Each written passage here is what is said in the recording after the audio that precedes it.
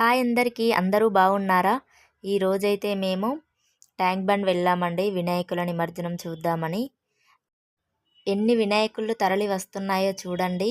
ఒక వినాయకుడు తర్వాత ఒక వినాయకుడు చాలానే చేశారు ఈరోజు కూడా.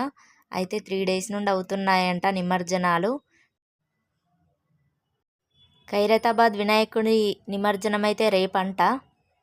కానీ మేము అక్కడికి వెళ్ళేసరికి ఈరోజు కూడా ఫుల్ వర్షం పడింది. చూడండి వినాయకులను ఎలా నిమజ్జనం చేస్తున్నారో.